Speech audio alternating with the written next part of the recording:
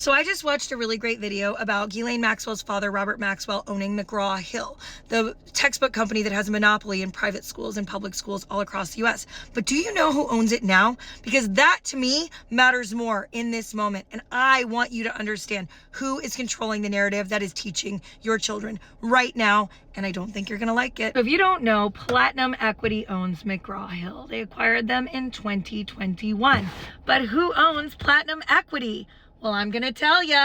Platinum Equity is a private equity firm that was founded and is operated out of Beverly Hills, California by Tom Gores. Now, who is Tom Gores? Where's he from? What's he all about? And why is he controlling all of the textbooks in America?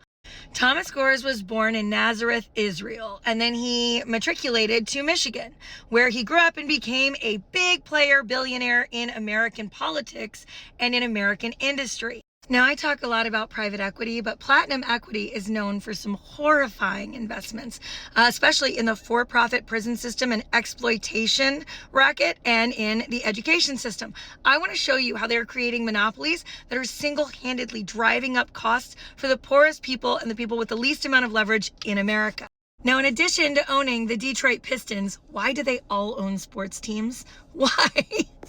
They also own Jostens and McGraw-Hill, which have monopolies on contracts with schools everywhere in every public school system in America. You know, that company that has every photograph that's ever been taken of your child and controls it and its likeness. You know, that company that has a full-on monopoly for all class rings, all graduation materials, everything that you have to buy that has a price that's fixed, that is exploitative so poor people can't afford to graduate and have the things that everyone else can have. They own them, of course. And McGraw-Hill, which has a near monopoly on the entire school book industry in the United States. But wait, there's more, because what I want to talk about is an investment they made in a company called Securus. Now, Securus was a company that created technology to enable communication between prisoners and their families outside of for-profit prisons. And it's amazing because as soon as they acquired Securus, Securus got monopoly contracts on an entire massive prison system. And suddenly what happened was the prisoners were cut off from in-person visits. They said, we don't have in-person visits anymore. No. Instead, what we're going to do is we're going to make it where you have to use these external phone systems, and that's the only way you can see your relatives. But it comes with a price. There's no more free visitation. And what happened after that is horrifying. In 2024, multiple civil rights organizations filed civil lawsuits against Securus that said that once they entered the jail system in Michigan, what happened was they hiked up the pricing on calls to families so that you were paying a minimum of $12.99 to $20.99 to see your kid for your visitation. Only prisoners don't have $12.99 to $20.99. So if you didn't have money, you didn't get to see your children or your family anymore when they could have come to visit for free in person prior to this. Now, they started charging 21 cents per minute for phone calls that were not video calls. And then they set up a kickback scheme where 50% of every one of those phone calls was getting kicked back to the county to stop people from seeing their relatives, their children, their family members, their friends. And the contract went further. It had a minimum guarantee that they would get at least $190,000 in kickbacks for the county for forcing these prisoners to use this system. Now, study after study has shown that when prisoners are given access to a strong support and family network, they are much more likely to actually reform themselves and do well coming out of prison later. But if you're in the for-profit prison system, you don't care about that. You want that revolving door spinning like this. Now, let's talk about how our education system plays a critical role in how our young people are trained to either move into success or failure and on track to a prison system. The prison and public school pipelines to prison is a well-known and established problem in the United States. It's oftentimes the way that they choose where to build for-profit prisons is looking at the third grade reading levels of people in public schools in a given area. And when they see that the reading levels are very low, they know that 15 years from now, the prison need will be higher. And that's how they choose where to build for-profit prisons.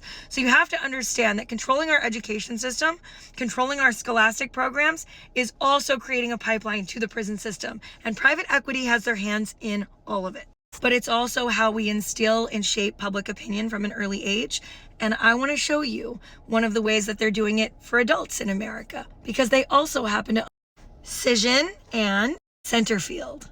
Now, if you're not familiar with Cision is literally the leading technology provider for tracking and shaping PR and marketing narratives in the United States and the world. They control and track every Google reference, mention, PR, press release. They control everything that shapes public narrative and public opinion on any and every given issue. And they are also owned by Platinum Equity. I don't like coming on here and being doom and gloom. I don't like coming on here and talking about private equity constantly. It's dark. But people have to start to recognize that the entire world has become monopolized and controlled by the hands of 100 people that literally control everything we buy, everything we do, everything our children learn, everywhere that we take our kids, everything we read online, everything that happens in prison systems and foster care and everywhere in between. And if we don't wake up and start passing some referendum laws to bring an end to it, we're not going to be able to bring it back in. We have got to start making a difference and demanding more. And this is not a one-party problem. Both parties take this money. Both parties benefit financially from this entire system.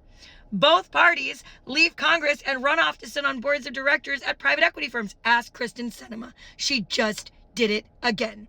All right? So you have to understand that these people don't serve us, but we have to start serving one another, and we can do it through passing referendum laws, getting private equity out of home ownership, getting private equity out of monopolistics, passing new regional antitrust and monopoly laws at our state level. We can make a difference, but we actually have to try. And if you're new here, my name is Tiffany, and we work together to fight private equity and save small businesses in our community.